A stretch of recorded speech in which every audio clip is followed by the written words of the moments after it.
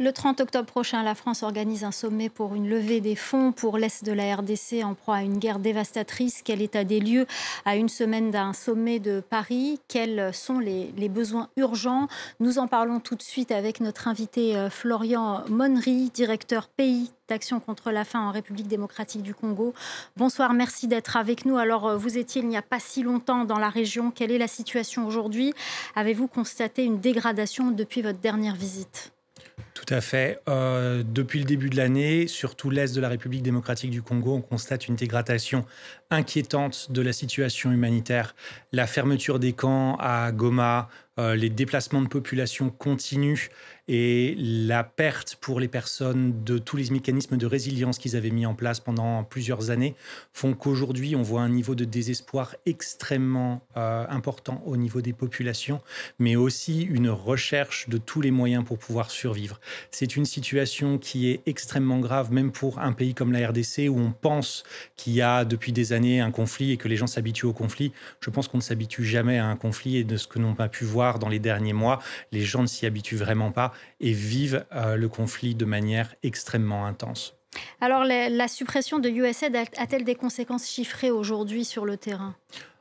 Entre 2024 et 2025, on a pu voir au moins le budget humanitaire du pays se réduire de moitié, alors que les besoins humanitaires ont augmenté. Pour vous donner un exemple très concret, en sécurité alimentaire, les besoins augmentent peut-être pour 2-3 millions de personnes supplémentaires. L'année prochaine, on était à 28 millions de personnes en insécurité alimentaire en 2025.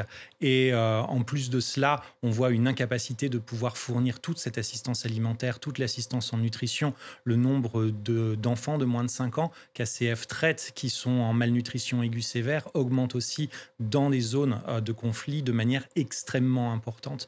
On voit aussi beaucoup de personnes qui sont en recherche de santé mentale, d'assistance très spécifique, alors que tout ce qui peut être des moyens de survie ou des services de base ont été très affectés par les coupes de USAID. Ça a bien évidemment mené à un certain nombre de personnes qui ont pu en souffrir, voire en mourir. Alors, quelles sont vos difficultés, notamment pour acheminer l'aide humanitaire dans les zones de guerre? Dans ces zones aujourd'hui, beaucoup de groupes armés réduisent de plus en plus l'accès des travailleurs humanitaires.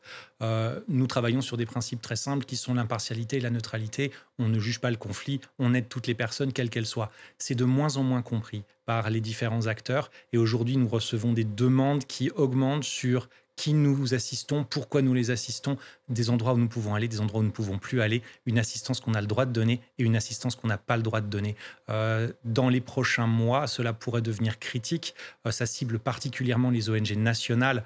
Les ONG internationales et les Nations Unies sont aussi touchées, mais les menaces contre les humanitaires, les limites d'accès, les limites de mouvement des humanitaires dans les zones de l'Est par différents groupes armés sont un problème essentiel qu'il va falloir résoudre.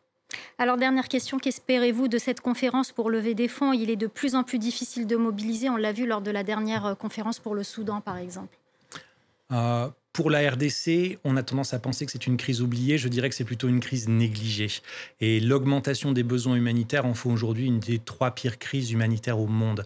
Le besoin, il est bien évidemment financier, il est aussi politique, il est aussi d'essayer de résoudre les causes profondes du conflit. On ne peut pas répondre qu'aux conséquences, il faut aussi se concentrer sur comment voir, comment construire l'après. Les populations ont absolument besoin de cette paix, elles ont besoin d'un espoir constant. Les humanitaires essayent de rester sur place et de délivrer de l'assistance pour donner un petit peu d'espoir. Ça n'est pas suffisant et les acteurs internationaux doivent se mobiliser pour essayer de créer cet espace d'espoir. Alors, très rapidement, quelle est votre ambition de levée de fonds pour la RDC pour le 30 octobre prochain à Paris? Euh, La RDC, l'année dernière, avait besoin de 2,5 milliards de dollars et on a eu 1,4 avec des besoins qui augmentent. Je pense que pour 2026, il faudrait au moins 1 milliard ou 1,5 milliard pour répondre aux besoins de base et essayer de commencer à traiter les causes profondes du conflit. Merci beaucoup d'être venu nous parler de cette situation humanitaire critique dans l'Est de la RDC. Merci Florian Monnery. Je rappelle que vous êtes directeur pays d'Action contre la faim en République démocratique du Congo. Merci pour toutes ces informations. C'est la fin du Journal de l'Afrique. Restez avec nous, l'info continue sur France 24.